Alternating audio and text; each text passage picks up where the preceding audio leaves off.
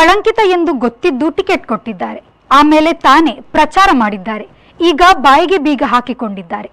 ಪ್ರಜ್ವಲ್ ರೇವಣ್ಣ ಪ್ರಕರಣದಲ್ಲಿ ಪ್ರಧಾನಿ ಮೋದಿಯವರು ಹೊಣೆ ಹೊತ್ತು ರಾಜೀನಾಮೆ ನೀಡಬೇಕು ಎಂದು ಗುಜರಾತಿನ ಶಾಸಕ ಮತ್ತು ಸಾಮಾಜಿಕ ಹೋರಾಟಗಾರ ಜಿಗ್ನೇಶ್ ಮೇವಾನಿ ಹೇಳಿದರು.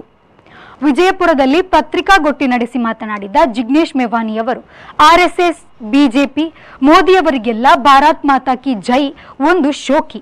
ಹೆಣ್ಣು ಮಕ್ಕಳ ಬಗೆಗೆ ಅವರಿಗೆ ಕಿಂಚಿತ್ತೂ ಕಾಳಜಿ ಇಲ್ಲ, ಗೌರವವಿಲ್ಲ ಎಂದರು. ಕಾಂಗ್ರೆಸ್ ಪಕ್ಷವು ಹುಬ್ಬಳ್ಳಿ ಪ್ರಕರಣದಲ್ಲಿ ಜಾತಿ ಧರ್ಮ ಪಕ್ಷ ನೋಡದೆ ಕ್ರಮ ಕೈಗೊಂಡಿದೆ.